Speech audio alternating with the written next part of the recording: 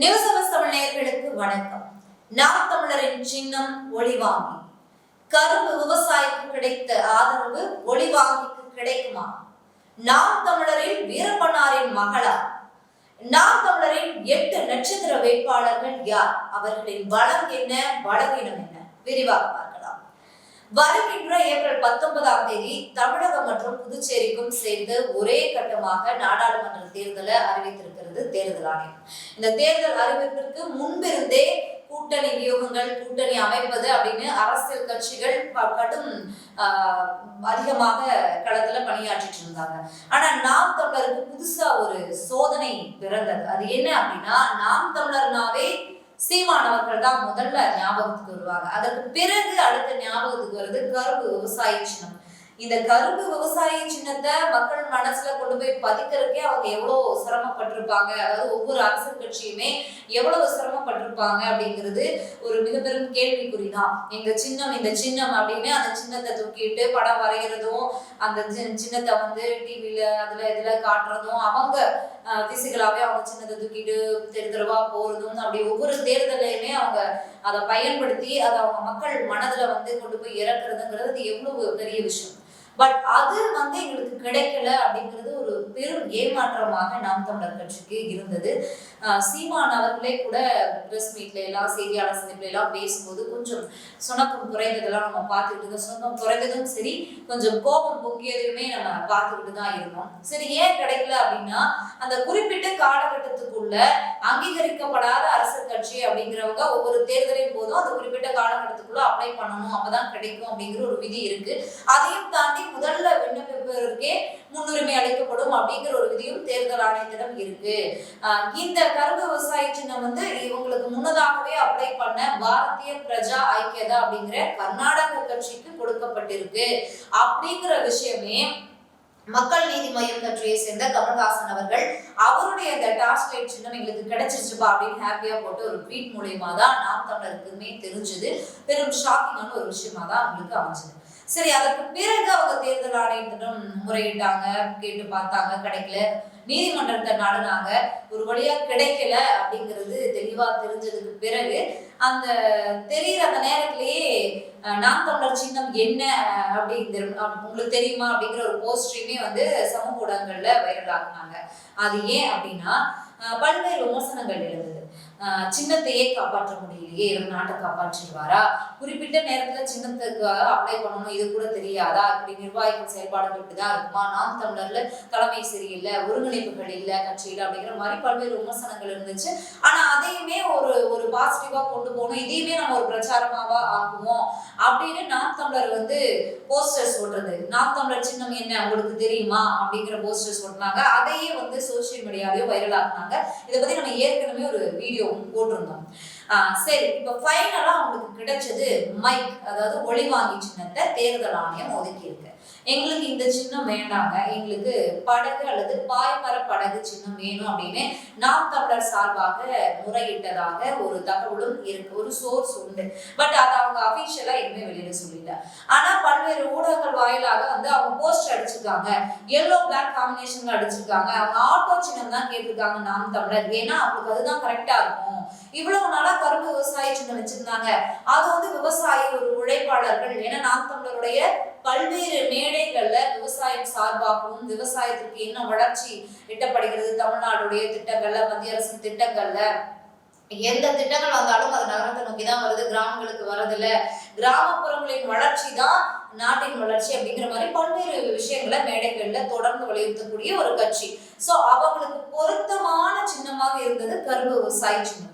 அந்த சின்னம் பறிக்கப்பட்டிருச்சு, பழிவாங்கப்பட்டிருக்கிறது, நாங்க பழிவாங்கப்பட்டிருக்கிறோம் அப்படின்னு பல்வேறு விமர்சனங்களை பொதுவெளியில வச்சிருக்காங்க. ஆனா தேர்தல் ஆணையத்திடம் இருந்து சொல்லக்கூடியது இந்த விஷயம் தான். முன்னுரிமையின் அடிப்படையில் நீங்க விண்ணப்பிக்க காலதாமதமானதாலும் அது வேறு கட்சிக்கு ஒதுக்கப்பட்டது.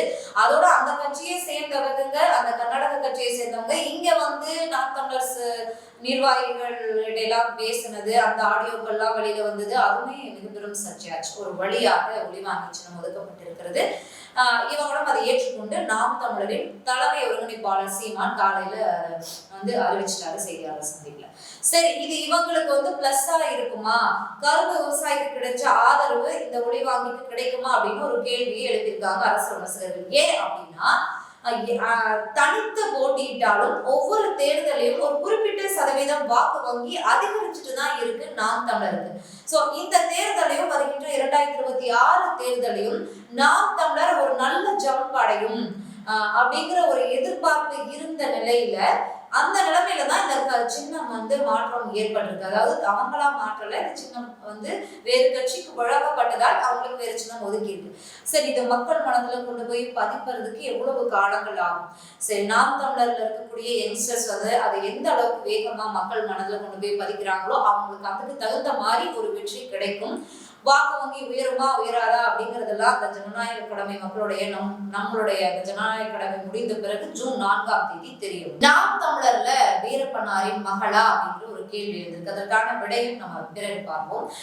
நாம் தமிழரின் 8 நட்சத்திர வேட்பாளர்கள் யார், அவங்களின் பலம் என்ன, பலவீனம் என்ன அப்படின்னு முன்னாடியே நான் சொல்லியிருந்தேன். பலவீனம் அப்படிங்கிறது அந்தந்த வேட்பாளருடைய பலவீனம் கிடையாது. அவங்க எதிர்த்தரப்புல சந்திக்கக்கூடிய மற்ற பிற கட்சிகளுடைய வேட்பாளர்கள் எந்த அளவுக்கு பலமாக இருக்காங்களோ அவங்களுக்கு அந்த அளவுக்கு அங்க டஃப் ஃபைட் இருக்கும்.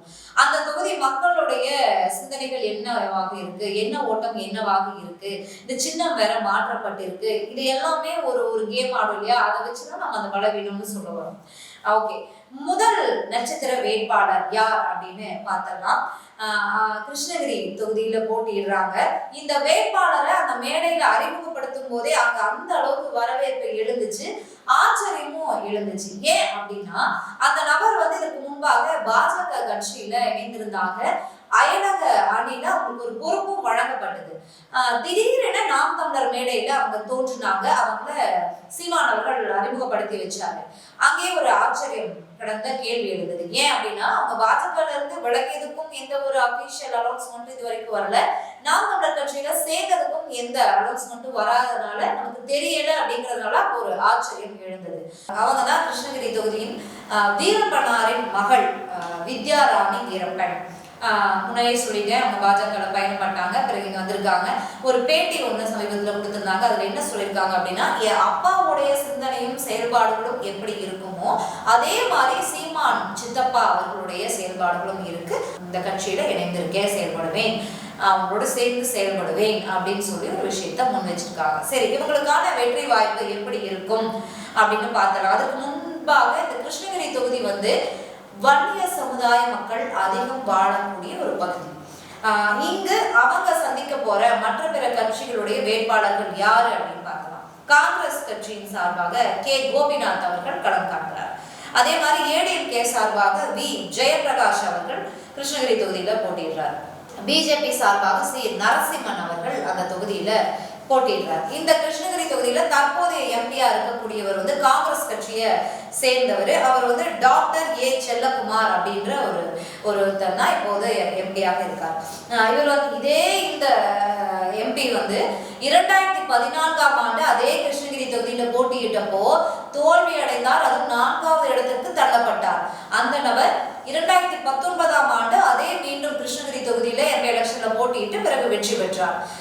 தற்போதைய எம்பி அவர் தான். சரி, இந்த களத்துல வீரப்பனார் மகள் அப்படிங்கிற ஒரு பெரிய பிளஸும் இருக்கு.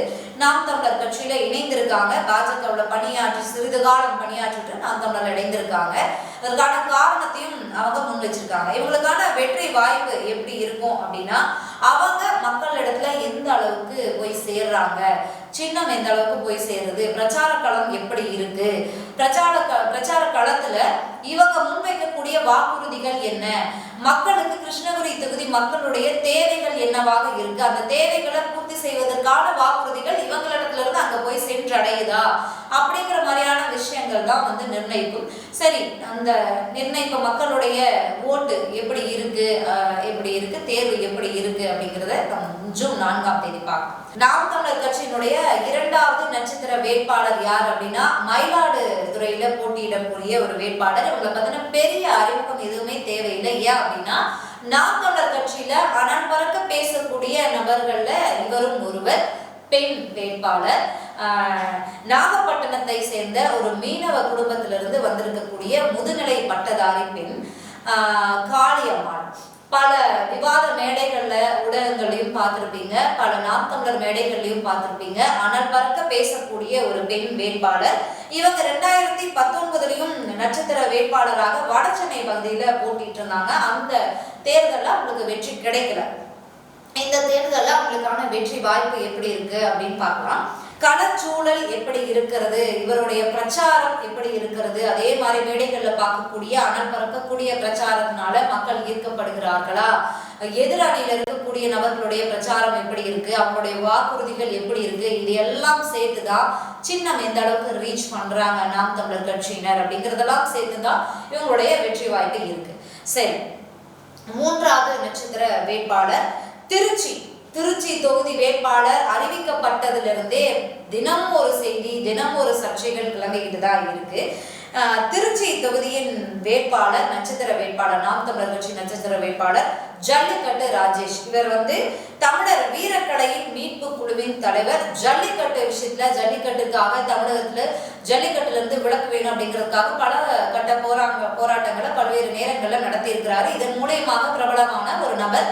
விவசாய களத்துல இந்த மாதிரி தமிழர் பாரம்பரிய இந்த விஷயங்கள்ல தொடர்ந்து இயங்கக்கூடிய ஒரு நபர். இவர் நாம் தமிழர் கட்சியின் திருச்சி வேட்பாளராக அறிவிக்கப்பட்டிருக்கிறார். சரி, இவர் எதிர்த்து களம் காண போற நபர்கள் யாரு அப்படின்னா, ஏடிஎம்கேவை சேர்ந்த பி கருப்பையா, அம்மா மக்கள் முன்னேற்ற கழகத்தை சேர்ந்த பி செந்தில்நாதன், அதே மாதிரி திமுகவின் கூட்டணி கட்சியான மதிமுகவின் வேட்பாளராக வைகோ அவர்களின் மகனான துரை வைகோ, அதாவது மதிமுகவின் முதன்மை செயலாளர் துரை வைகோ அவங்க வேட்பாளராக களமிறக்கப்பட்டிருக்கிறார். அவருடைய விஷயங்களே, அவருடைய அடுத்த கட்ட நகர்வுகளே பல்வேறு விமர்சனங்களை தொடர்ந்து கிளப்பிட்டு இருக்கீங்க. அப்படின்னா திருச்சியின் இரண்டு முக்கிய நபர்கள் கே நேரு இருக்கிறாரு, அன்பில் மகேஷ் பொய்யாமொழி இருக்காங்க. அந்த மேடையிலேயே இவர் பேசினதும், இந்த சின்னத்துல தான் நான் போட்டிடுவேன், சின்ன இல்லைன்னா நான் உயிரை கூட கொடுப்பேன் அப்படின்னு பேசினதும் சரி. அதே நேரத்துல யாரும் சப்போர்ட் பண்றது இல்ல, சப்போர்ட் பண்ணணும், நான் தொடர்ந்து போய் பேசினாலும் கே நேரு அவர்கள்லாம் பேச மாட்டேன்றாங்க, அவங்களுக்கெல்லாம் நீங்க வேட்பாளராக நிறுத்தப்பட்டது பிடிக்கல போல அப்படிங்கிற மாதிரி பல்வேறு விஷயங்களை பதிவு செஞ்சிருந்தாரு. அதுக்கு முன்பாகவே 2019 தேர்தல் களத்திலேயே காங்கிரஸை சேர்ந்த திருநாவுக்கரசர் தான் அந்த தொகுதியின் வேட்பாளராக அறிவிக்கப்பட்டிருந்தார். அவருக்கே திமுக சார்பில் எந்த உதவியுமே பண்ணல, அங்க பிரச்சாரத்திற்கும் சரி மற்ற பிற தேர்தல் படைகளுக்குமே எந்த உதவியுமே பண்ணல. அப்படி இருந்துமே அவர் அந்த பாஜக எதிர்ப்பு வாக்குகளை பெறுவதிலும் பிரச்சாரத்தின் மூலியமாகவும் தான் வெற்றி பெற்றாரு அப்படிங்கிற ஒரு கருத்துமே இருக்கு. அப்படி இருக்கும்போது இவரும் இந்த கண்ணீரோடு பேசிய இந்த விஷயங்கள் தான் இப்ப மிக பெரும் சர்ச்சையாக இருக்கு. அதோட அந்த மேடையிலேயே எந்த பதிலுமே கே நேரு அவர்கள்லாம் கொடுக்கவும் இல்லை. அது ஒரு மிக பெரும் விமர்சனமாக தற்போது எழுந்திருக்கிறது. இந்த நிலையில இப்படி ஒரு வேட்பாளர் இருக்கிறார், ஆளும் கட்சியாக திமுக இருக்கிறது. அப்படி இருக்கும்போது அங்க மதிமுக கொடுத்திருக்கக்கூடிய ஒரே ஒரு தொகுதி அது திருச்சி தான். ஸோ அங்க வெற்றி பெறக்கூடிய எல்லா முனைப்புலையும் அவங்க ஈடுபடுவாங்க. நான்காவது நட்சத்திர வேட்பாளராக களமிறங்கக்கூடியவர் ஒரு சினிமா துறையில் இருக்கக்கூடியவர், ஒரு டைரக்டர், களஞ்சியம் சீமான் அவர்களின் நண்பரும் நீண்டகால நண்பரும் நாம் தமிழருக்கு ஆதரவாக தொடர்ந்து குரல் கொடுக்கக்கூடிய ஒரு நபராகவும் இவர் இருக்கிறார். இந்த அதாவது விழுப்புரம் தொகுதி வேட்பாளராக களஞ்சியம் இருக்கிறார்.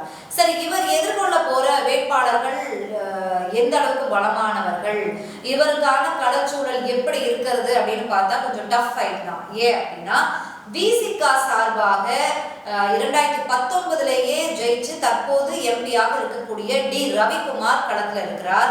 ஏடிஎம்கே சார்பாக ஜே பாக்யராஜ் அவர்கள் இருக்கிறாங்க. அதே மாதிரி பாமக சார்பாக முரளி சங்கர் களமிறக்கப்பட்டிருக்கிறார். டி ரவிக்குமார் விசிக சார்பில் திமுக கூட்டணியிலிருந்து ஒதுக்கப்பட்டிருக்கக்கூடிய தொகுதிகள்னு பார்த்தா 2 தான். அவங்க 3+1 4 தொகுதிகள் கேட்டிருந்தாங்க. ஆனா அவங்களுக்கு ஒதுக்கப்பட்டிருக்கிறதே 2 தொகுதி தான். அப்படிங்கும்போது அந்த 2 தொகுதியில கண்டிப்பா வெற்றியை கொடுக்கணும் அப்படிங்கிறதுல அவங்க ரொம்பவே முனைப்பா இருப்பாங்க. அப்படி இருக்கும்போது முன்னதாக அந்த தொகுதியின் எம்பியாகவும் இருக்கிறார் டி ரவிக்குமார். அப்ப விழுப்புரம் தொகுதியில நாம் தமிழருக்கு கண்டிப்பா டஃப் ஃபைட் தான், வெற்றி வாய்ப்பு மிக குறைவுன்னு தான் சொல்லணும். அடுத்ததாக 5வது நாம் தமிழர் கட்சியின் நட்சத்திர வேட்பாளர் யார் அப்படின்னா, தென்காசி தொகுதியின் வேட்பாளர் இசை மதிவாணன். இவர் ஒரு பொறியாளர், ஆனால் போட்டோகிராஃபராக பணியாற்றி கொண்டிருக்கிறார். நாம் தமிழர் மேடையில் தொடர்ந்து எழக்கூடிய ஒரு நபர். டிபேட்ல, டிவி ஷோல, இல்ல மேடைகளையும் சரி ஆனால் பறக்க பேசக்கூடிய நபர்கள்ல இவரும் ஒருவர். இவர் எதிர்காலத்திலிருந்து, அதாவது மற்ற பிற அரசியல் கட்சிகளின் வேட்பாளர்களை சந்திக்க போறாரு இல்லையா, அவங்க யாருன்னு பார்த்தா டிஎம்கே சார்பாக ராணி ஸ்ரீகுமார், புதிய தமிழகம் கட்சியின் கிருஷ்ணசாமி, பிஜேபி சார்பாக ஜான் பாண்டியன். அதாவது எலெக்ஷன் தேர்தலே இன்னும் வந்து வாக்குப்பதிவே ஆரம்பிக்கல. அதுக்கு முன்னாடி நம்ம இன்னும் ஜோசி சொல்ற மாதிரி சொல்ல முடியுமா அப்படிங்கிறோம். ஆனா 90% இதற்கான வாய்ப்பு குறைவுன்னு தான் சொல்லணும். ஏன்னா களத்துல இரு பெரும் ஜாம்பவான்கள் இருக்காங்க அந்த தொகுதியில. புதிய தமிழகம் கட்சியின் தலைவர் கிருஷ்ணசாமி, டாக்டர் கிருஷ்ணசாமி இருக்காரு. பிஜேபி சார்பாக அந்த கூட்டணி இருக்கக்கூடிய ஜான் பாண்டியன் இருக்காரு. இவங்க 2 பேருமே வெற்றி பெற வேண்டிய நிர்பந்தத்துல இருக்காங்க. ஏன் அப்படின்னா 2 பேருமே ஒரு தனித்தனி கட்சிக்குமே ஒரு சீட்டு தான் ஒதுக்கப்பட்டிருக்கு. அதுவும் பாஜக கூட்டணியில இருக்காங்க. பாஜகவும் வந்து வெற்றிக்காக போராடும். அதே சமயத்துல அவங்களும் அவங்களுக்கு கொடுத்திருக்க ஒரு தொகுதியில வெற்றி பெறாமல் இருக்க முடியுமா? அவங்களுடைய கட்சியின் பலத்தை காட்ட வேணாமா? அதனால அங்க கண்டிப்பாக டஃப் ஃபைட் தான் இருக்கும். அடுத்ததாக 6வது நட்சத்திர வேட்பாளராக ராமநாதபுரத்துல சந்திரபிரபா ஜெயபால் அப்படிங்கிற ஒரு நபர் டாக்டர் அறிவிக்கப்பட்டிருக்காங்க, பெண் வேட்பாளர். இவங்க வந்து சமீபத்துல ஒரு டிவி நிகழ்ச்சியில ஒரு விவாத நிகழ்ச்சியில கலந்து கொண்டு அவங்க அங்க பேசினது வந்து நல்ல மிகவும் பிரபலமாச்சு. அதுக்கப்புறம் ஒரு சில தினங்கள் அவங்க பிரபலமாக பல பேட்டிகள் கொடுத்துக்கிட்டு இருந்தாங்க. இவங்க ஒரு டாக்டரும் கூட. அதையும் தாண்டி இவருடைய தந்தை ஒரு முன்னாள் டிஎம்கே சட்டமன்ற உறுப்பினராக இருந்தவர். சரி, இவர் களத்துல எதிர்கொள்ளக்கூடிய வேட்பாளர்கள் யாரு அப்படின்னா ஐயுஎம்எல் கட்சியை சேர்ந்த கே நவாஸ்கனி, அதாவது இந்திய முஸ்லிம் லீக் கட்சியை சேர்ந்த கே நவாஸ்கனி. அடுத்ததாக ஏடிஎம்கே பி ஜெயபெருமாள். அதுக்கப்புறம் என்டிஏ கூட்டணி சார்பாக சுயேட்சையாக ஓ பன்னீர்செல்வம் போட்டியிடுகிறார். இந்த களத்துல இவருக்கான வெற்றி வாய்ப்பு எப்படி இருக்கு நீங்களே யோசிக்கணும். ஏன்னா ஏடிஎம்கே சார்பாக பி ஜெயபெருமாள் இருக்காரு. என்டிஏ கூட்டணி சார்பாக ஓ பன்னீர்செல்வம் இருக்காரு.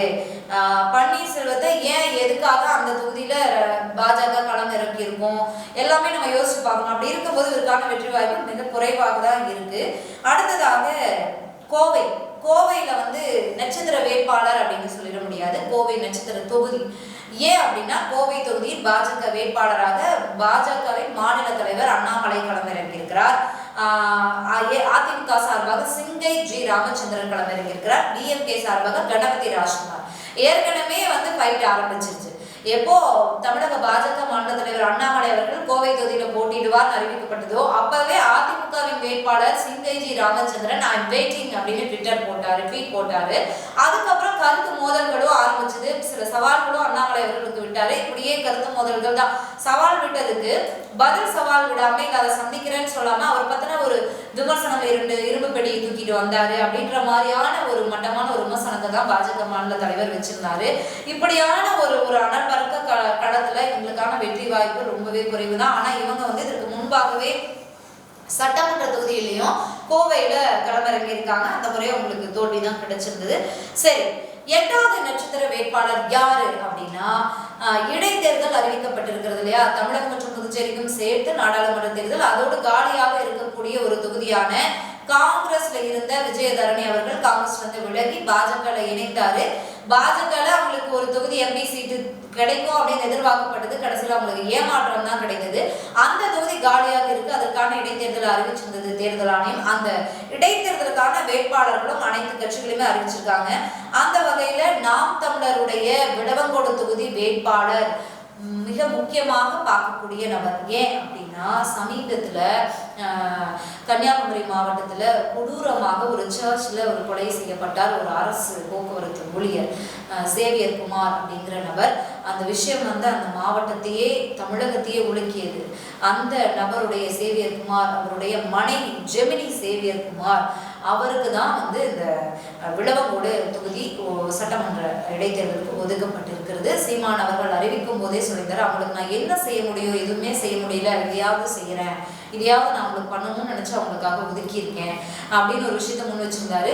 அவங்க எந்த கட்சியில நிற்கிறாங்க, யார் அறிவிக்கிறாங்க, அதையெல்லாம் தாண்டி அவங்களுக்கான ஒரு இடம் அங்க கிடைக்கும்னு தான் பார்க்க முடியுது. ஏன் அப்படின்னா அந்த மாவட்டமே கலந்துச்சு அந்த சம்பவத்துல. ஸோ அப்போ அவங்களுக்கு அங்க ஒரு இடம் கிடைக்குமோ, அவங்களுக்கு வெற்றி கிடைக்க வாய்ப்பு இருக்கோ அப்படின்னு பார்க்கப்படுது. அதையும் தாண்டி ஆளும் கட்சியாக திமுக இருக்கிறது, எதிர்கட்சியாக அதிமுக இருக்கிறது.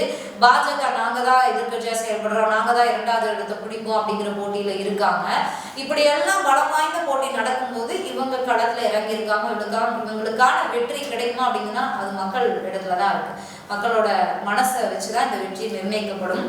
இந்த தொகுதியில மற்ற பிற கட்சிகளுடைய வேட்பாளர்கள் பார்த்திடலாம். பாஜக சார்பாக BS நந்தினி அறிவிக்கப்பட்டிருக்காங்க. அதே மாதிரி காங்கிரஸ் சார்பாக டாக்டர் தாரகை கத்பட் அறிவிக்கப்பட்டிருக்காங்க. இவங்களை அறிவிச்சதுமே அந்த விளவங்கோடு தொகுதியில் இருக்கக்கூடிய காங்கிரஸார் வந்து நாங்க போராட்டத்துல ஈடுபடுவோம், நீங்க வேட்பாளரை திரும்ப பெறணும், ஒரு நாடார் சமுதாயத்தை சேர்ந்தவங்களை தான் அங்க அறிவிக்கணும் அப்படிங்கிற மாதிரியான பலகட்ட போராட்டங்கள், காங்கிரஸ் அலுவலகம் முற்றுகை, இந்த மாதிரியான சம்பவங்கள்லாம் நடந்துச்சு. 130க்கும் மேற்றான விருப்ப மனுக்கள்லாம் கொடுக்கப்பட்டது. அதையெல்லாம் தாண்டி தாரகை கத்பட் அறிவிக்கப்பட்டிருக்கார். ஸோ அப்படி இருக்கும்போது அவங்களுக்கான வெற்றி வாய்ப்பு எப்படி இருக்கிறது அப்படிங்கிறது கொஞ்சம் குறைவு தான் அப்படின்னு பார்த்தாலும் இந்த களம் மிகவும் ஒரு போட்டி வாய்ந்த களமாக தான் இருக்கும் இடைத்தேர்தல் அப்படிங்கிறதுனால. பொதுவாகவே இடைத்தேர்தல் அப்படின்னாவே ஆளுங்கட்சிக்கு தான் வெற்றி கிடைக்கும். இந்த இடைத்தேர்தல் எப்படி இருக்க போகுது, நாம் தமிழர் எந்த அளவுக்கு ஓட்டை வாங்க போறாங்க அப்படின்னு பார்க்கலாம். நாம் தமிழர்ல 20 பெண்கள் 20 ஆண்கள் அப்படின்னு ஒரு மேடையில பிரம்மாண்டமாக நாம் தமிழர் கட்சி தலைமை ஒருங்கிணைப்பாளர் சீமான் அவர்கள் அறிவிச்சிருக்கிறார். அவங்களுக்கான களச்சூழல் எப்படி இருக்கு, கரும்பு விவசாய சின்னத்தை பறிச்சதே வந்து ஒரு அரசியல் பழிவாங்கல் தான், நாங்க வந்து தொடர்ந்து வளர்ந்து வரும் கட்சியாக இருக்கோம், அப்படி இருக்கும்போது பாஜக வந்து எதிர்கட்சியா வரணும், இது வளர்ந்து வரும் கட்சி மாபெரும் கட்சி அப்படின்னு காட்டிக்கணும் அப்படிங்கிறதுக்காக பாஜகவோட பழிவாங்கும் செயல் அப்படிங்கிற மாதிரி பல்வேறு விமர்சனங்களை வச்சிருந்தாங்க. அப்படி இருக்கும்போது இது 2வது இடத்திற்கான போட்டியா அப்படின்னு பார்க்கப்படுது. ஏன் அப்படின்னா வெற்றி வாய்ப்பு நட்சத்திர வேட்பாளர்கள் இவ்வளவு பேர் இருக்காங்க, பட் அவங்களுக்கான வெற்றி வாய்ப்பு டஃப் ஃபைட்டா இருக்கு அந்த தொகுதிகள்ல. ஏன்னா எதிர்த்தளத்துல இருக்கக்கூடிய வேட்பாளர்களும் பலம் வாய்ந்தவர்களாக இருக்கும்போது அவங்களுக்கான வெற்றி வாய்ப்பு குறைவாக இருக்கும்போது இந்த முறை நாம் தமிழர்ல MP சீட்ல வெற்றி பெறுவாங்களா அப்படிங்கிறதும் ஒரு கொஸ்டின் மார்க்கா இருக்கு. வாய்ப்பு இருக்கு, இல்லைன்னு சொல்லிட முடியாது, இருக்கு. பட் அதை அவங்க எந்த அளவுக்கு அவங்க ரீச் பண்றாங்க, எந்த அளவுக்கு மக்கள் மனதை கவர்றாங்க, அவங்களுக்கான வெற்றி எந்த அளவுக்கு இருக்குன்னு பார்க்கணும். அதையும் தாண்டி இது 2வது இடத்திற்கான போட்டியா இவ்வளவு டஃப்பாக இருக்கு அப்படிங்கிற விமர்சனங்களும் அரசியல் விமர்சகர்கள் வச்சுக்கிட்டு தான் இருக்காங்க. பல்வேறு தினந்தோறும் ஒரு ஆச்சரியங்கள், ஒரு சர்ச்சைகள் அரசியல் களத்துல நாடாளுமன்ற தேர்தல் அறிவிப்பதற்கு முன்னாடி இருந்தே நம்ம பார்த்துட்டு தான் இருக்கோம். அந்த வகையில நாளைக்கு இன்னும் பல செய்திகளோடு மீண்டும் சந்திக்கலாம். நன்றி.